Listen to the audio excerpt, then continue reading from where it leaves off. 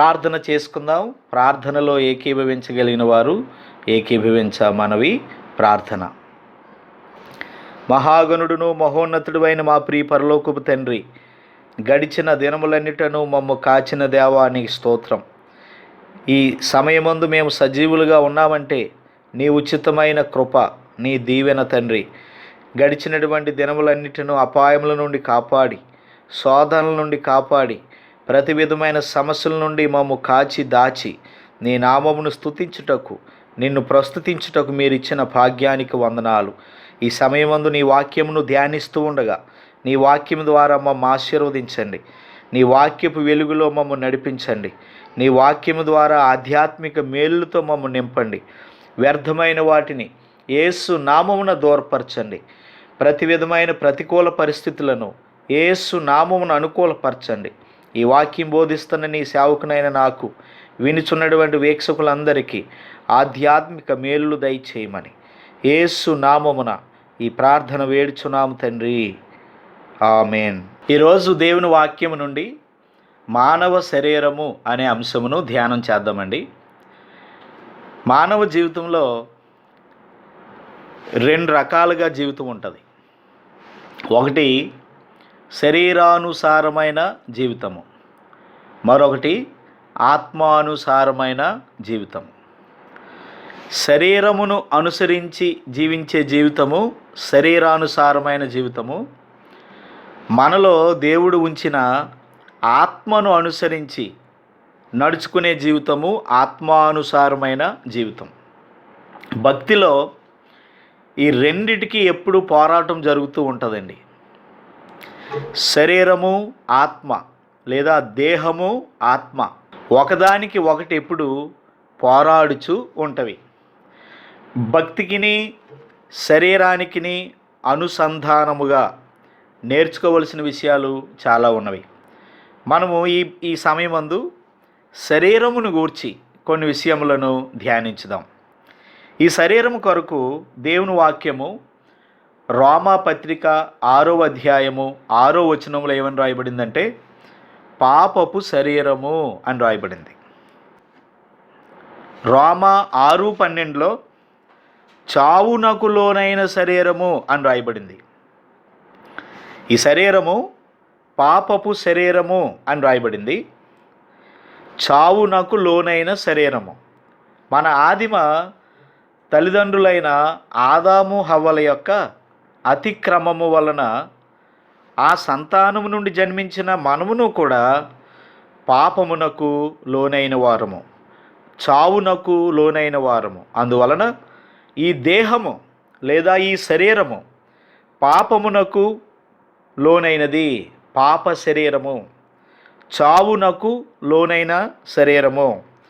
ఈ పాపమునకు చావునకు లోనైనటువంటి ఈ యొక్క శరీరము వలన మనము దేవునికి వ్యతిరేకముగా కార్యములు జరిగిస్తూ ఉన్నాం. వాటినే శరీర కార్యములు అంటాడు బైబిల్ గ్రంథములో.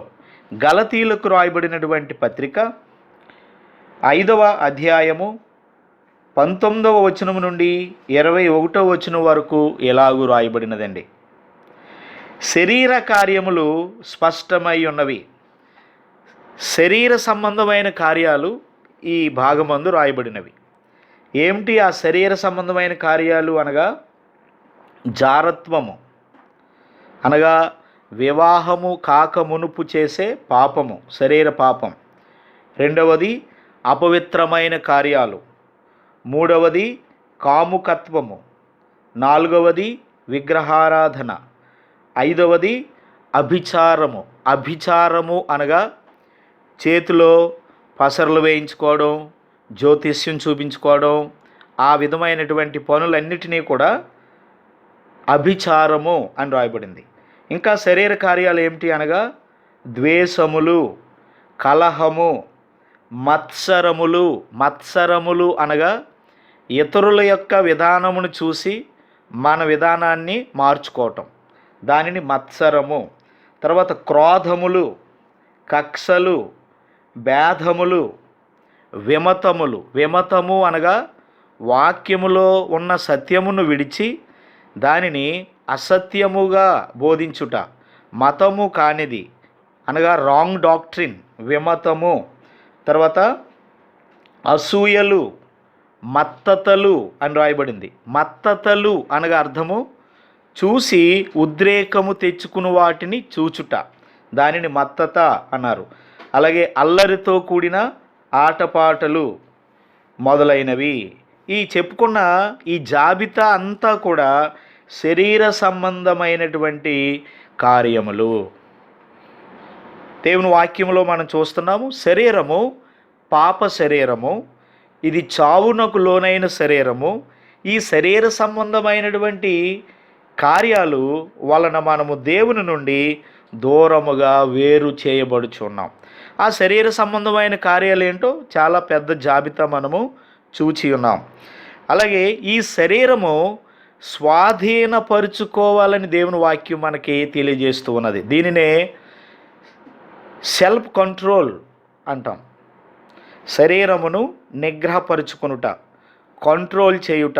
బైబిల్లో ఆత్మఫలములో ఒక భాగము సెల్ఫ్ కంట్రోల్ అన్నది, అనగా ఆశా నిగ్రహం. శరీరమును స్వాధీనపరుచుకొనవలసిన బాధ్యత, అదుపు చేయవలసిన బాధ్యత భక్తి జీవితంలో చాలా అవసరమై ఉన్నది. ఆశా నిగ్రహము అనున్నది, స్వాధీనపరుచుకొనుట అనున్నది, శరీరమును మన అదుపులో ఉంచుకొనుట అనున్నది భక్తి జీవితంలో చాలా చాలా ముఖ్యము. దేవుని వాక్యంలో కొరింథీయులకు రాయబడిన మొదటి పత్రిక 9వ అధ్యాయము 27వ వచనంలో ఇలాగూ రాయబడినదండి. గాలిని కొట్టినట్లు నేను పోట్లాడుట లేదు, కానీ ఒకవేళ ఇతరులకు ప్రకటించిన తరువాత నేనే భ్రష్టుడనైపోదునేమో అని నా శరీరమును నలుగుగొట్టి దానిని లోపరచుకొనుచున్నాను. ప్రతి ఒక్కరము పౌలు చెప్తున్నట్లుగా మన దేహములు మన స్వాధీనములో ఉంచుకోవాలి. మన దేహమును మనము దేవుని చిత్తానికి అనుగుణంగా ఈ దేహమును లోపరుచుకోవాలి. దేహమునకు మనము లోబడిపోవడం కాదు, దేహము మనకు లోబడినట్లుగా మనము భక్తి జీవితంలో అలవర్చుకోవాలి. శరీరము నరకములో పడవేయబడే అవకాశాలు ఉన్నవి, అది కూడా మనం గమనించుకోవాలి. దేవుని లేఖనములో మత్తయి సువార్త 5వ అధ్యాయము 29వ వచనంలో, నీ కుడి కన్ను నిన్ను అభ్యంతరపరచిన ఎడల దానిని పెరికి నీ యొద్ద నుండి పారవేయము. నీ దేహమంతయు నరకములో పడవేయబడకుండా నీ అవయవములలో ఒకటి నశించుట నీకు ప్రయోజనకరము కదా. ఈ వాక్యమందు నీ దేహమంతయు నరకములో పడవేయబడకుండా అనే మాటను మనం చూస్తున్నాం. అంటే ఈ దేహము, ఈ శరీరము నరకములో పడవేయబడవచ్చు. నరకములో పడిపోయే అవకాశాలు ఈ దేహానికి ఉన్నవి. అందువలన ఈ దేహమును స్వాధీనపరుచుకునేటువంటి బాధ్యత మనందరి మీద ప్రభువు ఉంచాడండి. మళ్ళీ ఈ భాగంలో క్లుప్తంగా ఈ విషయాలన్నీ క్రోడీకరిస్తాను. ఈ శరీరము రోమా 6:6 ప్రకారము ఇది పాపపు శరీరము. రోమా 6:12 ప్రకారము చావునకు లోనైన శరీరము. ఈ పాపమునకు లోనైన శరీరము, చావునకు లోనైనటువంటి శరీరముతో మానవుడు శరీర కార్యములను చేస్తూ ఉన్నాడు. ఆ శరీర కార్యములు ఏమిటో మనము చూసాం. ఆ గలతీ పత్రిక 5వ అధ్యాయంలో 19 నుండి 21 వరకు ఆ శరీర కార్యముల జాబితా అంతా కూడా రాయబడింది. ఆ శరీర కార్యముల వలననే దేవునికిని మానవునికిని మధ్య దూరము పెరిగిపోయినది. ఒక మాటలో దేవుని నుండి మనము దూరం అయిపోయాం.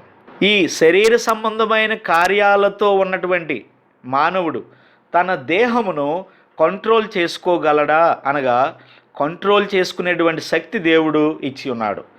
ఆశా నిగ్రహము అనే ఆత్మఫలము చేత మనము ఈ దేహాన్ని మనకు లోపరుచుకోవాలి. లోపరుచుకోలేనంత వారముగా కాక లోపరుచుకోగలిగినటువంటి శక్తి దేవుడు మనకి ఇచ్చి ఉన్నాడు. కాబట్టి ఈ పాపమునకు లోనైన ఈ శరీరం, చావునకు లోనైన ఈ శరీరం శరీర కార్యాల్లో పడిపోయినది. దీనిని అదుపు చేసుకోగలిగినటువంటి శక్తి దేవుడు మనకి ఇచ్చి ఉన్నాడు. కాబట్టి ఈ శరీరమును మన అదుపులోకి మనం తీసుకోవాలి తప్ప శరీరము యొక్క అదుపులోకి మనం వెళ్ళిపోకూడదు. శరీరము యొక్క అదుపులోకి మనం వెళ్ళిపోయిన ఎడల, శరీరానుసారంగానే జీవించి మనము ఈ జీవితాన్ని ముగించిన ఎడల నరకములో పడవేయబడుదుము. అయితే ఆశ్చర్యకరమైన విషయం ఏమిటంటే, పాప శరీరమైన ఈ శరీరంలో, చావునకు లోనైన ఈ శరీరంలో దేవుడు తన పరిశుద్ధాత్మను ఉంచి ఉన్నాడు. ఆ పరిశుద్ధాత్మ మనలో నివసిస్తూ ఉన్నాడు. అందుకే కొరింథీయులకు రాయబడిన మొదటి పత్రిక 6వ అధ్యాయము 9వ వచనంలో, మీ దేహము దేవుని వలన మీకు అనుగ్రహింపబడి మీలో ఉన్న పరిశుద్ధాత్మకు ఆలయమై ఉన్నదని మీరు ఎరుగరా. ఇట్టి పాపపు శరీరము, ఈ దేహము, దీనిలో దేవుని ఆత్మ నివసించున్నాడు. ఈ దేహము దేవుని ఆత్మకు ఆలయముగా ఉన్నది. ఒక మాటలో చెప్పాలంటే మనమే దేవుని యొక్క ఆలయమై ఉన్నాం. ఈ దేహములో దేవుని ఆత్మ నివసించుచున్నది. ఎంత భాగ్యాన్ని దేవుడు ఈ దేహానికి ఇచ్చాడండి. తర్వాత దేవుడు తన ప్రజల యొక్క దేహమునందు నివసిస్తూ ఈ దేహము ద్వారానే ఘనపరచబడుచున్నాడు. ఈ దేహము ద్వారానే అవమానపరచబడుచున్నాడు. దేవుని వాక్యంలో చూస్తే ఫిలిప్పీలకు రాయబడిన పత్రిక 1వ అధ్యాయం 19వ వచనంలో ఎలాగూ రాయబడినది, మరియు నేను ఏ విషయంలోనూ సిగ్గుపడక ఎప్పటి వలనే ఇప్పుడును పూర్ణ ధైర్యముతో బోధించుట వలన నా బ్రతుకు మూలముగానైనను సరే, చావు మూలముగానైనను సరే, క్రీస్తు నా శరీరమందు ఘనపరచబడును అని చెప్తున్నాడు పౌలు గారు. క్రీస్తు వారు మన దేహమందు ఘనపరచబడుచున్నాడు అంటున్నాడు పౌలు గారు. అనగా ఈ దేహములోనే దేవునిని మనము ఘనపరచాలి. అంటే మనం చేసే కార్యాల వలన దేవునికి ఘనత కలుగుతుందండి. ఈ దేహము వలన దేవునికి అవమానము కూడా కలుగుతుంది. దేవుడు వచ్చి తన నామాన్ని తనకు తానుగా ఎలాగూ బయలుపరుచుకుంటున్నాడంటే, ఈ దేహముతో ఉన్న మన ద్వారా, ఈ దేహముల ద్వారా, ఈ దీన శరీరముల ద్వారా దేవుని నామము ఘనపరచబడుచున్నది. మన క్రియలు సరిలేనందున ఈ దేహము వలననే దేవుని నామము అవమానపరచబడుచున్నది. చూడండి, ఈ దేహములో దేవుని ఆత్మ నివసించుచున్నది. మనమే దేవుని యొక్క ఆలయములమై ఉన్నాం. ఈ దేహములో దేవుని నామము ఘనపరచబడుతుంది అంటున్నాడు పౌలు గారు ఫిలిప్పీ పత్రికలో. అలాగే మన దేహంలో కూడా దేవుని నామము ఘనపరచబడుతుంది. కాబట్టి ఈ దేహము పాపదేహమైనను, ఇది చావునకు లోనైన దేహమైనను, దేవుని సారూప్యంలోకి నడుస్తున్నటువంటి మనలో దేవుని ఆత్మ నివసించుచున్నది. దేవుడే ఈ దేహములో ఘనపరచబడుచు ఉన్నాడు. అట్టి కృపను దేవుడి దేహానికి అనుగ్రహించి ఉన్నాడు. అయితే ఈ శరీరములో ఏ భాగమును మనం దేవునికి సమర్పించాలి? ఏ భాగం అంటే దేవునికి ఈ దేహములో ఇష్టమండి? ఆలోచించండి. దేవుని వాక్యము చూద్దాం. రోమాపత్రిక 12వ అధ్యాయము 1వ వచనంలో ఎలాగు రాయబడినది, కాబట్టి సహోదరులారా, పరిశుద్ధమును దేవునికి అనుకూలమునైన సజీవ యాగముగా మీ శరీరములను ఆయనకు సమర్పించుకొనుడని దేవుని వాత్సల్యమును బట్టి మిమ్మును బతిమాలు కొనుచున్నాను. ఇట్టి సేవ మీకు యుక్తమైనది. దేవునికి ఇష్టమైన సేవ ఒకటి ఇక్కడ చెప్పబడింది. ఏమిటా సేవ అనగా, పరిశుద్ధమును దేవునికి అనుకూలమునైన సజీవ యాగముగా మీ శరీరములను ఆయనకు సమర్పించుకొనుట.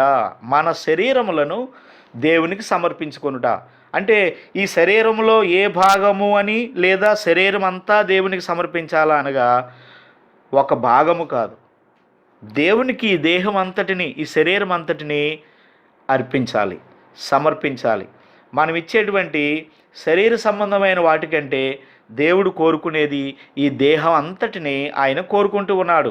అనగా అర్థం దేవుడికి బలి ఇచ్చేయడం కాదు ఆ మాటకు అర్థం. ఈ దేహముతో దేవునిని మనము మహిమపరచాలి. ఉదాహరణకి దేవుడు జ్ఞానేంద్రియములను ఇచ్చి ఉన్నాడు. చెవి, ముక్కు, కన్ను, నోరు, శరీరము. ఈ 5 జ్ఞానేంద్రియముల చేత దేవునికి మహిమ కలుగునట్లు మనము జీవించాలి. మన యొక్క కాళ్ళు, అవయవాలు ఈ దేహం అంతయు దేవునికి మనం సమర్పించుకోవాలి. దేవునికి ఈ దేహమును సమర్పించుకోకుండా మనము అప్పుడప్పుడు లోకంలో ఉంటూ, అప్పుడప్పుడు దేవుల్లో ఉంటూ, అప్పుడప్పుడు శరీర కార్యాలు చేస్తూ, అప్పుడప్పుడు ఆత్మానుసారంగా ఉంటే అది దేవునికి ఇష్టము కాదు. దానినే ప్రకటన గ్రంథంలో ఏమన్నాడంటే నులువెచ్చని జీవితము, నులువెచ్చని స్థితి అన్నాడు. కాబట్టి దేవుని పిల్లలైన మనము ఈ దేహం అంతటిని దేవునికి అర్పించాలి. చూచే నేత్రాలు, మాట్లాడేటువంటి మన నాలుక, ఆలోచించేటువంటి హృదయాంతరంగము, ఇదంతా దేవునికి మనము సమర్పించాలి. ఈ శరీరమును సజీవ యాగముగా దేవునికి మనం సమర్పించాలని రోమాపత్రిక 12 అధ్యాయంలో మనం చూస్తూ ఉన్నాం. ఈ శరీరములో ఏ భాగమును అనగా అంతయు జ్ఞానేంద్రియములను, మన తలంపులను దేవుని చిత్తానికి అనుకూలంగా ఈ దేహాన్ని మనము సమర్పించాలి. మన మాట, మన క్రియ, మన తలంపులు దేవుని యొక్క వాక్యానుసారముగా ఉండడమే ఈ దేహాన్ని దేవునికి సమర్పించటం. జ్ఞానేంద్రియాలు అనగా చెవి, ముక్కు, కన్ను, నోరు, ఈ శరీరము అవి చేసేటువంటి కార్యములు దేవుని చిత్తానికి విధేయతగా ఉన్న ఎడల ఈ దేహాన్ని సజీవ యాగముగా దేవునికి అర్పించిన వారం అవుతాం. దానిని ఏమన్నాడంటే పౌలు గారు సేవ అన్నాడు. ఏ విధమైన సేవ అంటే దేహమును దేవునికి అర్పించుట అనేటువంటి సేవ దేవునికి ఇష్టమైనది, యుక్తమైనది. దేవుని వాక్యమందు మనం చూసినప్పుడు దేహము అనగా ఈ శరీరము విమోచింపబడవలయును అని రోమాపత్రిక 8వ అధ్యాయము 23వ వచనంలో రాయబడినదండి. అక్కడ ఎలా రాయబడింది? అంతేకాదు ఆత్మ యొక్క ప్రథమ ఫలములు పొందిన మనము కూడా దత్తపుత్రత్వము కొరకు అనగా మన దేహము యొక్క విమోచన కొరకు కనిపెట్టుచు మనలో మనము మూలుగుచున్నాము. ఈ లోకంలో మనం బ్రతికినంత కాలము మూలుగుతా బ్రతుకుతామంటండి. ఈ దేహముతో ఉన్నంత కాలము పరిపూర్ణంగా మనము విమోచింపబడలేదు. ఈ దేహము ఇంకా విమోచింపబడలేదు, లేదా ఈ శరీరము విమోచింపబడవలసి ఉన్నది. ఈ లోకంలో బ్రతికినంత కాలము మనము ఇంకా విమోచింపబడలేదు. అందుకే మూలుగుతా ఉంటుంటాం. మనం చనిపోయే వరకు కూడా ఏదో సమస్యలో కొట్టిమిట్టాడుతూ ఉంటాం. ఇది ఎప్పుడు విమోచన పొందుతుంది ఈ దేహము అనగా ప్రభువు 2వ రాకడలో ప్రత్యక్షమైనప్పుడు ఈ దేహము మహిమ దేహముగా, మహిమ శరీరముగా ఇది మార్చబడుతుంది. అలాగూ విమోచన పొందుతుంది తప్ప ప్రస్తుతానికి ఈ లోకంలో బ్రతికి ఉన్న మనమందరము కూడా ఈ దేహముతో మూలుగుచూ ఉన్నామని రోమా 8:23లో రాయబడింది. దేవుని వాక్యంలో ఫిలిప్పీలకు రాయబడిన పత్రిక 3వ అధ్యాయము 20-21 వచనాల్లో మంచి వాక్యం రాయబడింది, చదువుతున్నానండి. మన పౌరస్థితి పరలోకమందు ఉన్నది. అక్కడి నుండి ప్రభువైన యేసుక్రీస్తు అను రక్షకుని నిమిత్తము కనిపెట్టుచూ ఉన్నాం. సమస్తమును తనకు లోపరుచుకొనజాలిన శక్తిని బట్టి ఆయన మన దేన శరీరమును తన మహిమగల శరీరమునకు సమరూపము గలదానిగా మార్చును. ఈ దీన శరీరములను ఒకరోజు దేవుడు ఆయన మహిమకు సమరూపమైన మహిమ శరీరాలుగా ఈ శరీరాలని మారుస్తాడు అని రాయబడింది. చూడండి, ఈ దేహము పాపపు దేహం అని చూసాము, చావునకు లోనైన దేహము లేదా శరీరము అని చూసాము. ఈ శరీరముతో కొన్ని చెడు కార్యములు చేస్తూ ఉన్నాం. అవేమిటో గలతీ పత్రికలో ఆ జాబితా అంతా చూసాము. దీనిని కంట్రోల్ చేయగలమా అనగా తప్పనిసరిగా మనము ఆశా నిగ్రహము అనే ఆత్మఫలము చేత దీనిని కంట్రోల్ చేయగలము. తర్వాత ఈ శరీరము నరకములో పడేటువంటి అవకాశము ఉన్నది. దాని నుండి కాపాడుకోవలసిన బాధ్యత దేవుడు మనకు మార్గమును చూపి ఉన్నాడు అని చూసాము. తర్వాత ఈ దేహములో దేవుడు నివసిస్తున్నాడు. మీరు దేవుని ఆలయమై ఉన్నారనియు దేవుని ఆత్మ మీలో నివసించుచున్నాడనియు, అనగా ఈ దేహములో దేవుని ఆత్మ నివసించుచున్నాడనియు మీరు ఎరుగురా అంటాడు. సో ఈ దేహములో దేవుని ఆత్మ నివసించుచున్నది. ఈ దేహములో ఏ భాగాన్ని దేవునికి అర్పించాలి అనగా సజీవ యాగముగా దేవునికి మనలను మనము అర్పించుకోవాలని చూసాము. ఈ దేహము విమోచింపబడాలి.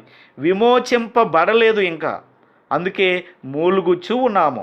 తర్వాత ఈ దేహము లేదా ఈ శరీరము ఒక దినమున మార్పు చెందుతుంది అని ఫిలిప్పీ పత్రికలో చూస్తున్నాము. మహిమగల శరీరముగా ఒక దినాన ప్రభు దీనిని మారుస్తాడు. తర్వాత ఈ శరీరానికి, ఈ దేహానికి చాలా అవసరతలు ఉన్నాయి. ఏమిటి అనగా ఈ శరీరానికి ఆహారం, వస్త్రం, నివాసం, శరీర సంబంధమైన ధనం, శరీర సంబంధమైన వస్తువులు ఎన్నో ఈ దేహానికి అవసరమై ఉన్నవి. మరి ఈ దేహ సంబంధమైన అవసరతలు ఎలాగూ తీర్చబడతాయి అనగా దేవుని లేఖనము ఎలాగూ తెలియజేస్తూ ఉన్నది. లూకాసు వార్త 12వ అధ్యాయము 22వ వచనంలో, అంతటా ఆయన తన శిష్యులతో ఇట్లనెను, ఈ హేతువు చేత మీరు ఏమి తిందుమో అని మీ ప్రాణమును గూర్చి అయినను, ఏమి ధరించుకొందుమో అని మీ దేహమును గూర్చైనను చింతింపకుడి. ఈ దేహానికి ఏది అవసరమో దాని కొరకు చింతపడుతూ ఉంటుంటాం. ఒక్కొక్కరికి ఒక విధమైన చింత ఉంటుంది. శరీర సంబంధమైన చింతలు, గృహము గూర్చి, తర్వాత ఆహారమును గూర్చి, శరీర సంబంధమైన వస్త్రములను గూర్చి, శరీర సంబంధమైన చెప్పలేని అవసరతలు ఎన్నో ఉంటాయి మనందరికీ. వాటి కొరకు చింతపడుతూ ఉంటుంటాం. ఈ దేహానికి ఎన్నో అవసరతలు ఉన్నవి. కానీ వాక్యం అంటుంది, ప్రభువారు చెప్పుచున్నారు, మత్తయి సువార్త 5, 6, 7 అధ్యాయాల్లో కొండ మీద ప్రసంగంలో ప్రభు అక్కడ కూడా చెప్తాడు, ఏమి తిందుమో అని మీ దేహమును గూర్చి మీరు చింతించకుడి. ఆకాశ పక్షులు చూడుడి, అవి విత్తవు, కోయవు, కొట్లలో ధాన్యమును సమకూర్చుకొనవు. మరి ఎలాగూ ఈ దేహపు అవసరతలు చింతించకపోతే ఎలా తీరుతాయి అని అనుకోవచ్చు. చింతించుట వలన ఈ దేహపు అవసరతలు తీరవు. కానీ దేవునిపై మనం ఆనుకొని ఎడల, ఆయన రాజ్యమును, నీతిని మొదట మనము వెతికిన ఎడల అప్పుడు అవన్నీ అనుగ్రహిస్తానని కొండ మీద ప్రసంగంలో యేసయ్య చెప్తూ ఉన్నారు. ఆయన రాజ్యమును మనం మొదట వెతకాలి, ఆయన నీతిని మనం మొదట వెతకాలి. అప్పుడు అవన్నీ అనగా ఆహారం, వస్త్రం, ఆరోగ్యం, ఈ దేహానికి సంబంధించిన అవసరతలన్నిటినీ దేవుడు తీరుస్తాడు. కాబట్టి ఈ దేహ సంబంధమైన అవసరతలు ఆయనే తీరుస్తున్నాడు. ఈ దేహానికి ఏది అవసరమైనదో ఆయనే దయచేస్తూ ఉన్నాడు. ఈ దేహములో దేవుని ఆత్మ నివసింపజేస్తూ ఉన్నాడు. ఇప్పుడు ఈ శరీరానికి మనము ధరించుకునేటువంటి అలంకరణలను గూర్చి చూద్దాం. దేవుని వాక్యంలో పేతురు పత్రిక, మొదటి పత్రిక 3వ అధ్యాయము 3, 4 వచనాల్లో ఇలాగ రాయబడినది, జడలు అల్లుకొనుటయు, బంగారు నగలు పెట్టుకొనుటయు, వస్త్రములు ధరించుకొనుటయునను వెలుపటి అలంకారము మీకు అలంకారముగా ఉండక. దేవుని వాక్యం అంటుంది, ఈ వాక్యాలు రాయబడిన కాలంలో స్త్రీలు ఎక్కువగా విస్తారమైన జడలు అల్లుకునేవారు. దానికి ఎక్కువ సమయాన్ని విలువనిచ్చేవారు.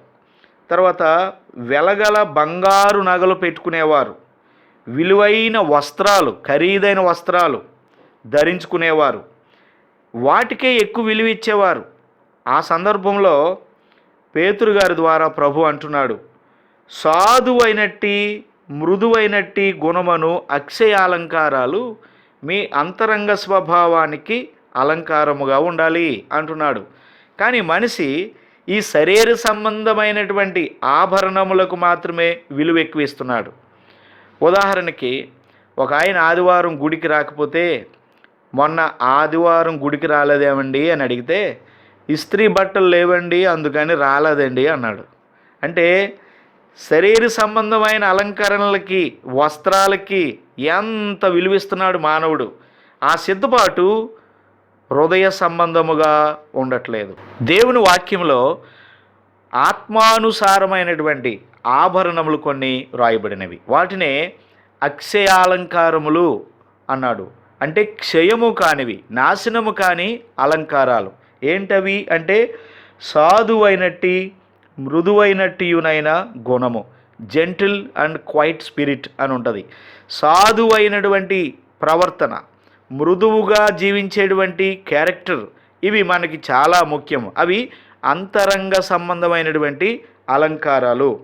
అలాగూ బైబిల్ గ్రంథంలో ఉన్న మరికొన్ని అలంకారాలు మనం చూస్తే, దయ, సత్యము మనకు కంఠభూషణము అని సామెతల గ్రంథము 3:3లో వ్రాయబడినది. అక్కడ అంటాడు, దయను సత్యమును ఎన్నడూ నిన్ను విడిచిపోనీయకుము, వాటిని కంఠభూషణముగా ధరించుకొనుము అంటాడు. అంటే నెక్లెస్, కంఠభూషణం అనగా నెక్లెస్గా మనం ధరించవలసింది ఏమిటి అంటే దయయు సత్యము. లోపల అది లేకుండా బయట కేవలం నెక్లెస్ పెట్టుకుంటే మన శరీరానికి అందము కాదు. నిజమైన అందము ఈ దేహానికి ఎప్పుడు అంటే అంతరంగమందు దయ, సత్యము, సాధుత్వము, మృదుత్వము అనే అక్షయాలంకారాలు ధరించుకోవాలి. అలాగే రక్షణ దేవుని పిల్లలైన మనకు గొప్ప అలంకారం. రక్షణ వస్త్రం, నీతి వస్త్రం, పరిశుద్ధత అనేటువంటి ఆభరణం, విశ్వాసము అనే అలంకారం, తర్వాత సహనము, విశ్వాస జీవితంలో సహనము అనున్నది గొప్ప అలంకారం. అలాగే ప్రార్థన జీవితము మన జీవితంలో గొప్ప అలంకారం. తర్వాత కరుణ చూపుట, ప్రేమ చూపుట, ఈ విధమైనటువంటి అక్షయాలంకారములు మనము కలిగి ఉండాలి. అవి లేకుండా ఈనాడు మనిషి శరీర సంబంధమైన వాటికి మాత్రమే ఎక్కువ విలువ ఇస్తూ ఉన్నాడు. ఇప్పుడు మనం నేర్చుకోవలసిన విషయం ఏమిటంటే, ఈ శరీరమునకు రక్షకుడు ఎవరు అని మనము ఆలోచన చేస్తే, ప్రతి వస్తువుకి కూడా సెక్యూరిటీ కావాలి కదండి. ప్రతి వస్తువుకి కూడా భద్రత కావాలి. మరి దేహానికి భద్రత ఏది అంటే వస్త్రాలు కాదు మనకి భద్రత. అవి సరైనటువంటి భద్రత కాదు. ఈ దేహానికి భద్రత ఇల్లు కాదు. ఈ దేహానికి భద్రత మనం వాడేటువంటి వస్తువులు, ఆహార పదార్థాలు కావు.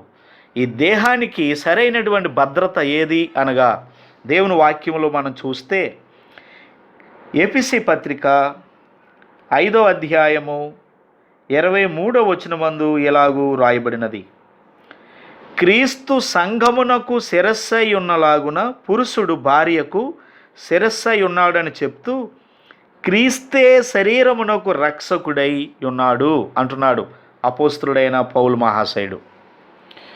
క్రీస్తే శరీరమునకు రక్షకుడై ఉన్నాడు. ఎవరి శరీరమునకు అనగా స్త్రీ శరీరమునకు మరియు పురుషుని శరీరమునకు, ఒక మాటలో మనందరి శరీరములకు క్రీస్తు రక్షకుడై ఉన్నాడు. దేవుని వాక్యంలో మనందరికీ సుపరిచితమైనటువంటి కీర్తన భాగం ఒకటి చదువుతాం. 127వ కీర్తనలో, యెహోవా పట్టణమును కాపాడని ఎడల దాని కావలి కాయవారు మేలుకొనియుండుట వ్యర్థమే. ఈ దేహమును, ఈ పట్టణమును, మన గృహమును దేవుడే కాపాడుచు ఉన్నాడు. దేవుడే ఈ దేహములకు రక్షణ. మనము రోడ్ల మీద ప్రయాణము చేసేటప్పుడు దేవుడు కరుణించి మనలను కాపాడుచూ ఉన్నాడు. ఈ దేహానికి భద్రత అనుగ్రహిస్తున్నాడు. రైళ్లలో ప్రయాణం చేసేటప్పుడు, విమానములలో ప్రయాణం చేసేటప్పుడు, వాహనములపై ప్రయాణం చేసేటప్పుడు, రోడ్లపై నడిచి వెళ్ళేటప్పుడు ఎన్నో రకాలైనటువంటి యాక్సిడెంట్స్ని మనం చూస్తూ ఉన్నాం. అందుకే నీ రాకపోకలయందు యెహోవా నీకు తోడై ఉండును. కాబట్టి మన దేహములకు, ఈ దేహములకు దేవుడు ఎంత భాగ్యాన్ని ఇచ్చాడో చూడండి. ఈ దేహములో నివసిస్తున్నాడు ఆయన. ఈ దేహమునకు క్రీస్తే రక్షకుడు అని దేవుని లేఖనంలో మనం చూస్తూ ఉన్నాం. కాబట్టి ప్రియులారా, ఈ దేహములను దేవునికి మనము సమర్పించాలి. ఉదయం బయటికి వెళ్ళేటప్పుడు, సాయంత్రం లోపలికి వచ్చేటప్పుడు, నిద్రపోయేటప్పుడు, ఉదయం లేచిన సమయమందు ఎల్లవేళలా ఈ దేహములను దేవుని కాపుదలలోకి మనము అప్పగించాలి. మహోన్నతుని చాటున నివసించువాడు సర్వశక్తిని నీడను విశ్రమించువాడు. ఆ కీర్తనలో అంటాడు, 91వ కీర్తనలో, నీ గుడారమున ఏ తెగులు కూడా సమీపించదు. గుడారమున అంటే అర్థము, మన ఇంటిలో ఉన్న ఈ దేహాలకి ఏ తెగులు కూడా సమీపించకుండా ఆయనే రక్షకుడుగా ఉన్నాడు. మన దేహములను, ఎముకలను సత్తువ ఇచ్చి బలపరుస్తూ నడిపిస్తూ ఉన్నాడు. కాబట్టి ఈ దేహానికి రక్షణ యేసయ్యే.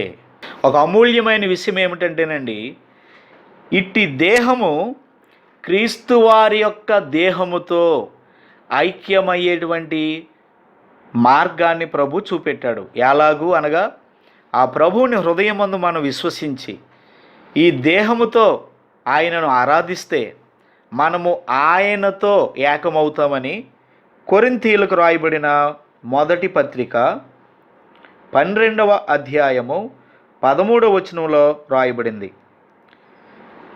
ఎలాగనగా యూదులమైనను గ్రీసు దేశస్థులమైనను దాసులమైనను స్వతంత్రులమైనను మనమందరము ఒక్క శరీరములోనికి ఒక్క ఆత్మయందే బాప్తిస్మము పొందితిమి. దేవుని పిల్లలైన మనము ఆ ప్రభువుని స్వరక్షకుడుగా అంగీకరించి ఆయనలోనికి బాప్తిస్మం పొందితే మనము ఒక్క శరీరములోనికి ఏది ఆ ఒక్క శరీరము అనగా క్రీస్తు శరీరములోనికి మనము బాప్తిస్మము పొందిన వారం అవుతున్నాం. ఇంకా చెప్పాలంటే క్రీస్తు శరీరములోనికి మనము అతకబడుచున్నాం. అందుకే మనము బల్లారాధన తీసుకునేటప్పుడు ప్రధానముగా రొట్టెయు ద్రాక్షారసమును మనం స్వీకరిస్తాం. రొట్టె ఆయన శరీరమునకును ద్రాక్షారసము ఆయన యొక్క రక్తానికి గుర్తుగా మనం స్వీకరిస్తున్నాం. ఈ దేహములోనికి ఆయన దేహానికి రక్తానికి గుర్తుగా ఉన్న రొట్టె ద్రాక్షారసములను స్వీకరిస్తున్నాము. అనగా మనము ఆయనలో ఏకమగుచున్నాము. అందుకే బల్లారాధనను మనము తీసుకుంటూ ఉన్నాం. కాబట్టి ప్రియులారా, ఈ దీన దేహములను ప్రభువు శరీరమునకు అతకబడినట్లుగా మనం అవ్వాలి అంటే ఆ ప్రభువులోనికి బాప్తిసం పొందిన వారుగా మనం ఉన్న ఎడల ఈ శరీరము ఆయన శరీరముతో ఏకమగుచున్నది. మనం అనొచ్చు, అలా ఎలా కలుస్తుందండి, ఆయన వేరు మనం వేరు కదా అని. వేరు ఏమీ లేదు. ఎందరు ఆయనను అంగీకరించుదరో వారందరికీ దేవుని పిల్లలయ్యే అధికారాన్ని దేవుడు అనుగ్రహించాడు. ఇక్కడ విద్యాభేదము, కులభేదము, మతభేదము అనునది లేక అందరికీ ప్రభువైన ఆయన యందు మనం విశ్వసించిన ఎడల ఇక్కడ రాయబడినట్లుగా యూదులమైనను గ్రీసు దేశస్థులమైనను దాసులమైనను, దాసులంటే పనిచేసేటువంటి వారు, దాసరికం చేసేవారు, స్వతంత్రులైనను, నువ్వెవరివైనను కూడా ఏ దేశస్థులైనను అందరూ ఒక్క శరీరములోనికి అతకబడుచు ఉన్నాము. క్రీస్తు అనే దేహములోనికి మనము అతకబడుచున్నాము. ఎంత భాగ్యాన్ని దేవుడు ఈ దేహానికి ఇచ్చాడో చూడండి. కాబట్టి ప్రియులారా, దేవుని పిల్లలైనటువంటి మనము ఈ శరీరమును కలిగి ఉన్నాము అంటే ఈ శరీరము దేవునికి చాలా విలువైనది. దీనిని గురించి చాలా విషయాలు ఎంతవరకు మనం నేర్చుకున్నాం. క్లుప్తముగా మనం నేర్చుకున్న విషయాలు ఒకసారి మనన చేసుకొని ముగించుకుందాం. ఈ శరీరము పాప శరీరము, చావునకు లోనైన శరీరము. ఇట్లాంటి శరీరములో శరీర కార్యములు ఎన్నో ఉన్నవి. అవన్నీ గలతీ పత్రికలో రాయబడినవి. ఆ కార్యములు చేయుట వలన మనము దేవుని నుండి దూరపరచబడి వేరుపరచబడి ఉన్నాం. ఈ దేహమును స్వాధీనపరుచుకునేటువంటి శక్తి దేవుడు మనకు ఇచ్చాడు. దీనిని లోపరుచుకునే శక్తి మనకిచ్చాడు. ఆశా నిగ్రహము ద్వారా దేవుని ఆత్మ సహాయముతో దీనిని మనం అదుపులోకి తీసుకోవాలి. దేహము యొక్క చిత్తానుసారముగా మనం ముందుకు సాగక దేవుని వాక్యానుసారముగా ఈ దేహమును లోపరుచుకొనవలసిన వారమై ఉన్నాం. తర్వాత ఈ దేహము లేదా ఈ శరీరము నరకములో వేయబడే పరిస్థితులు ఉన్నవి. ఆ నరకములోకి వెళ్ళకుండానట్లు, నిత్య నరకములో పడకుండానట్లు ఈ దేహాన్ని రక్షించుకునే మార్గము యేసయ్య ద్వారా మనకి లభ్యమగుచున్నది. తర్వాత ఈ దేహములో దేవుడు నివసిస్తున్నాడు. మనమే దేవుని ఆలయములమై ఉన్నాం. తర్వాత ఈ దేహము ద్వారా దేవునిని మనము ఘనపరిచే భాగ్యాన్ని ఇచ్చాడు. ఈ దేహము ద్వారానే దేవునికి అవమానం తెస్తాము కొన్ని సందర్భాల్లో. అందువలన ఈ దేహము చాలా విలువైనది. తర్వాత ఈ దేహమును ఏ భాగాన్ని అర్పించాలి దేవునికి అనగా మన యొక్క జ్ఞానేంద్రియములను మాత్రమే కాదు, అంతరింద్రియములను సైతము సజీవ యాగముగా దేవునికి సమర్పించవలయునని పౌలు గారి ద్వారా మనం చూసాం. ఇంకా ఏం చూసామంటే ఈ దేహము ఒక దినమున విమోచింపబడాలి. ఇంకా విమోచింపబడలేదు. ఆయన ప్రత్యక్షమైనప్పుడు ఇది విమోచింపబడుతుంది. అంతవరకు ఈ లోకంలో శరీరంతో జీవిస్తున్న మనము మూల్గుతా బ్రతుకుతామండి. అలాగనే ఈ శరీరానికి చాలా అవసరతలు ఉంటాయి. ఆహారము, వస్త్రము, అవన్నీ మనకు అనుగ్రహించబడాలి అంటే ఆయన రాజ్యమును, నీతిని మొదట మనం వెతికితే అప్పుడు ఆ ప్రభు మనకి అవన్నిటినీ అనుగ్రహిస్తాడు. ఇంకా ఏం చూసామంటే ఈ దేహానికి చాలా రకాలైనటువంటి అలంకరణలను మనము అలంకరిస్తూ ఉంటాం. అవన్నీ కేవలము క్షయమైపోయేటువంటి అలంకరణలు. అంతరంగ సంబంధమైన అలంకరణలను మనము ధరించుకుంటే దేవునికి ఇష్టలుగా మనము ఉంటాం. ఏంటి ఆ అంతరంగ సంబంధమైనటువంటి అలంకరణలు మనం చూస్తున్నామంటే సాధువైనట్టి, మృదువైనట్టి అక్షయ అలంకరణలను స్త్రీ అయినా పురుషుడైనా కూడా హృదయాంతరంగమందు ధరించుకొనవలసిన వారమై ఉన్నాం. తర్వాత ఏం చూసాము అనగా ఈ దేహానికి రక్షణ ఎవరు అని చూసాం. దేవుడే, ప్రభువే ఈ దేహములకు రక్షణ అయి ఉన్నాడు. అపాయముల నుండి తప్పిస్తున్నాడు, శోధనల నుండి తప్పిస్తున్నాడు, శత్రువుల నుండి తప్పిస్తున్నాడు, విషప్రాణుల నుండి తప్పిస్తున్నాడు, ప్రకృతి విపత్తుల నుండి, రోగముల నుండి ప్రభు ఈ దేహమును ఆయనే కాపాడుచూ ఉన్నాడు. చివరగా ఏం చూసామంటే ఇట్టి మరణమునకు లోనైనటువంటి ఈ దేహము క్రీస్తు వారి యొక్క దేహముతో అతకబడుచున్నది. అంటే మహిమ శరీరముగా ఇది మార్చబడుచున్నది. అట్టి భాగ్యము ఈ దేహానికి ప్రభు అనుగ్రహించాడు. కాబట్టి క్రీస్తు వారి దేహముతో మన దేహము ఐక్యపరచబడితే ఆ ప్రభువుతో యుగయుగాలు కూడా మనం జీవిస్తాం. కాబట్టి ఈ దేహాన్ని కాపాడుకోవాలి. ఈ దేహముతో దేవునిని మనము మహిమపరచాలి. ఈ దేహములోనే దేవుని ఆత్మ నివసించుచున్నది. ఈ దేహము చాలా విలువైనది. ఇంకెక్కువ రెఫరెన్స్లు చూపించట్లేదు, కానీ మరొక చోట అంటాడు, మనము విలువ పెట్టి కొనబడిన వారము, ఆయన అమూల్యమైన రక్తము చేత కొనబడిన వారము. నువ్వు ఎత్తి ఎంత ఉన్నా, నువ్వే కులస్థుడివైనా, ఏ మతస్థుడివైనా, ఈ దేహముతో ఉన్న నరులను దేవుడు ఎంతో ప్రేమించి శిలువ మ్రానుపై మన కొరకు తన ప్రాణాన్ని అర్పించాడు. కాబట్టి ప్రియులారా, ఈ దేహమును దేవునికి ఇష్టమైనదిగా మనము నడిపించుకోవలసిన బాధ్యత బ్రతుకు కాలం అంతా దేవుడు మన హస్తాల్లో ఉంచాడు. అట్టి కృప ఆశీర్వాదము ఈ వాక్యము విన్న మీ అందరికీ, మనందరికీ సదా తోడై మన దేహములకు ప్రభు కృప అనుగ్రహించుగాక. ఆమెన్. ప్రార్థన చేసుకుందాం. దయచేసి ప్రార్థనలో ఏకీభవించండి. మహాగణుడును మహోన్నతుడు అయిన మా ప్రియ పరలోకపు తండ్రి, ఈ పాప శరీరమును, చావునకు లోనైన ఈ శరీరమును మహిమగల శరీరముగా నీ శరీరానికి సమరూపమైనదిగా మార్చు వరకు మా బ్రతుకు కాలమంతా నీ కృపను అనుగ్రహించండి. మేము విమోచింపబడే దినము వరకు మా శరీరములకు భద్రత అనుగ్రహించండి. ఈ దేహముతో నిన్ను ఘనపరిచే భాగ్యం అనుగ్రహించండి. నీ చిత్తానికి విధేయత కలిగిన దేహముగా లోపరుచుకునేటువంటి సహాయము మాకు దయచేయండి ప్రభువా. ఈ వాక్యం విన్న ప్రతి హృదయములో మీరే ఫలింప చేయండి. ఆధ్యాత్మిక ఆరోగ్యము అనుగ్రహించండి. శారీరక స్వస్థత ఈ వాక్యము ద్వారా దేహములకు అనుగ్రహించండి. తండ్రి, నీ మాటలు ఎందరైతే హృదయములో చేర్చుకున్నారో వాటిని గైకొని హృదయమందు భద్రం చేసుకొని ఆధ్యాత్మిక మేలులు పొందే భాగ్యాన్ని ప్రసాదించండి. నైనా నీ మాట వర్షపు నీరు ఎలాగైతే భూమిపై సారాన్ని కలుగజేస్తున్నదో నీ మాట మా హృదయములలో సారమై ఉన్నది, వెలుగై ఉన్నది, ఆధ్యాత్మిక ఐశ్వర్యమై ఉన్నది. నీ వాక్కు చేత మమ్ము దీవించండి ప్రభువా. ఈ యొక్క కార్యక్రమంలో ఎందరైతే పాలు పొంది ఉన్నారో, ఈ కార్యక్రమంలో ప్రత్యక్షంగా పరోక్షంగా ఎందరైతే సహకరించి ఉన్నారో కృపా క్షేమము దీవెన అనుగ్రహించండి ప్రభువా. ప్రపంచంలో, మా దేశంలో, మా ప్రాంతంలో ఉన్నటువంటి కరోనా వైరస్ కొరకు ప్రార్థన చేస్తూ ఉన్నాం. పరిస్థితులు మార్చు తండ్రి, కరుణించు ప్రభువా. మా దేహములకు, ప్రపంచంలో ఉన్న ప్రజల దేహములకు భద్రత అనుగ్రహించండి నాయనా. రాత్రనక పగలనక నిర్విరామంగా కృషి చేస్తున్నటువంటి వైద్య బృందం వారిని, అధికారులను, పారిశుద్ధ్య కార్మిక బృందాన్ని ప్రతి ఒక్కరిని బలపరచండి, సహాయం చేయండి. మా నాయకులలో నుండి మేలుకరమైనటువంటి పరిస్థితులు ఇంతవరకు జరిగించారు.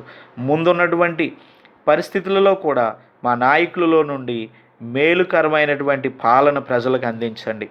ప్రతి ఇంటిలో ఆధ్యాత్మిక ఆశీర్వాదం, ప్రతి దేహములో ఆరోగ్యం అనుగ్రహించండి. నీ చిత్తమైతే ప్రభువా మేమంతా సంఘముగా కూడుకునే పరిస్థితులు అనుగ్రహించండి. నీకు అసాధ్యమైంది లేదు తండ్రి. పరిస్థితులను మార్చమని ప్రార్థన చేస్తూ ఉన్నాం.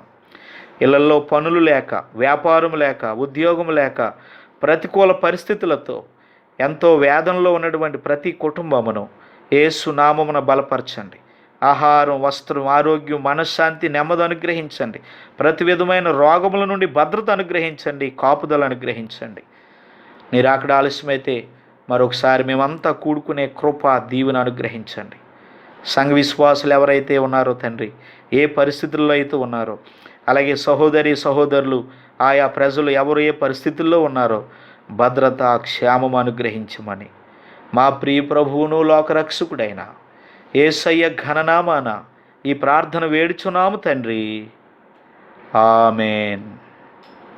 ఆశీర్వాదం తీసుకుందామండి. మన పరమ తండ్రి అయిన దేవుని ప్రేమ, లోకరక్షకుడైన యేసయ్య కల్వరి కృప, ఆదరణకర్త అయిన పరిశుద్ధాత్మ అన్యోన్య సహవాసం ఇప్పుడు ఎల్లప్పుడూ సర్వలోక పరిశుద్ధులకు మనందరికీ సదా తోడైయుండుగాక. ఆమేన్. అందరికీ వందనాలు.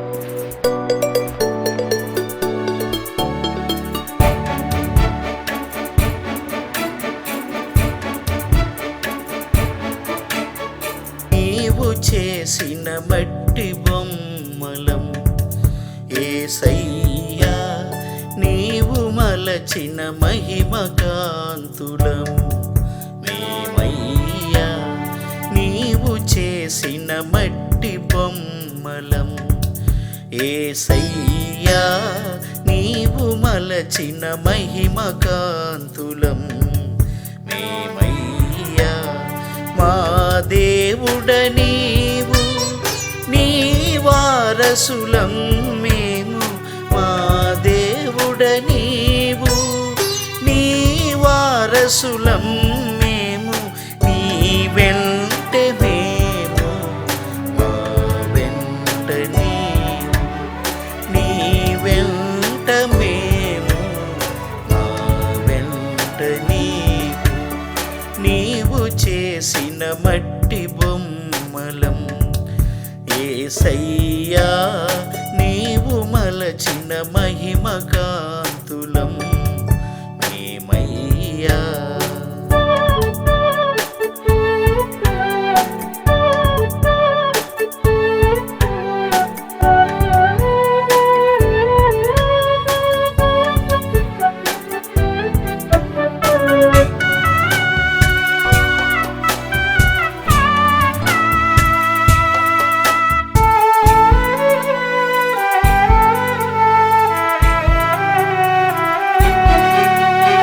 నీ చూపును దాటిపోయి మాకు దాగతరమా, నీ ప్రేమను రుచి చూచి మరచిపోగలమా. నీ చూపును దాటిపోయి మాకు దాగతరమా, నీ ప్రేమను రుచి చూచి మరచిపోగలమా. నీ నివాసమే మాకు ఆశ్రయం కాదా, నీ నామమే రక్షణ దుర్గమే సదా. మా తండ్రివి, మా దేవుడ, మా ప్రభు నీవే. నిన్ను స్తోత్రించి సేవించి జీవించెదం. నీవు చేసిన మట్టి బొమ్మలం యేసయ్యా, నీవు మలచిన మహిమ కాంతులం